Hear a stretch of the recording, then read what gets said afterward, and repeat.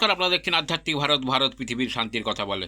Saudi আরবে যখন হজরত মুহাম্মদ সাল্লাল্লাহু আলাইহি ওয়াসাল্লাম জন্ম নেয়নি, তখনও কিন্তু মানুষ সেখানে খেজুর খেত, দাড়ি রাখতো, জব্বা পরতো এবং আল্লাহ বা ঈশ্বরের অস্তিত্ব আছে এই বিশ্বাসটাও করতো। তবু সেখানে কেন আল্লাহর দূত সেখানে পাঠালো? কেননা সেখানে সত্যিকারের সাধন কর্মটা তারা করতো না। যেটা সত্যি আল্লাহ নির্দেশিত, ঈশ্বর নির্দেশিত, যেই পথে হাঁটলে, যে আধ্যাত্মিক সাধন ভোজন করলে পরে তুমি মুক্তির পথ খুঁজে পাবে, সেই পথটা হারিয়ে গেছিল।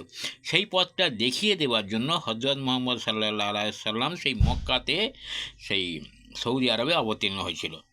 তো তিনি সেটা দেখাতে গেলেন, যাদিকে দেখালেন তারা হয়ে গেল ইসলাম, মানে আত্মসমর্পণ। ইসলাম মানে আত্মসমর্পণ করলো। কে আত্মসমর্পণ করলো? যে আত্মসমর্পণ করলো তাকে বলে আত্মসমর্পণকারী, মানে মুসলমান। অতএব তিনি ইসলাম প্রতিষ্ঠা করলেন, মানে আত্মসমর্পণ করলেন, এবং যিনি আত্মসমর্পণ করলেন, আত্মসমর্পণকারী, তিনি হলো মুসলমান। তার মানে ইসলাম কোনো ধর্মও নয়, আর মুসলমান কোনো জাতি বা সম্প্রদায় নয়, এটা একটা অবস্থান মাত্র। মানে আমি এখন দিল্লিতে অবস্থান করছি, মানে আমার অবস্থানের জায়গাটা এখন দিল্লিতে। সেরকম আমি এখন আত্মসমর্পণ করে ফেলেছি। কার কাছে? আল্লাহর কাছে। আমি আর নিজে নিজে কোনো কিছু করি না আল্লাহর নির্দেশ ছাড়া। আমি এখন আত্মসমর্পণকারী।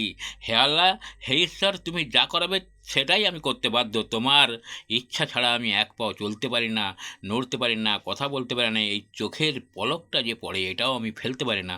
আমি পুরোপুরি যা করাবে তুমিই করাবে, তুমিই বলবে, তুমিই চালাবে। এই সমর্পণকারী হচ্ছে মুসলমান। তাহলে ইসলাম হচ্ছে আত্মসমর্পণ, ইসলাম কথার অর্থ, আর মুসলমান কথার অর্থ হচ্ছে আত্মসমর্পণকারী। তার মানে ইসলাম কোনো ধর্ম নয়, আর মুসলমান কোনো জাতি বা সম্প্রদায় নয়। এটা এক একটা অবস্থান, সাধন ভোজন দ্বারা এই অবস্থানে পৌঁছাতে হয়। ধন্যবাদ। আজ এই পর্যন্ত। সবাই সুস্থ থাকবেন, ভালো থাকবেন। আধ্যাত্মিক ভারত, ভারত পৃথিবীর শান্তির কথা বলে।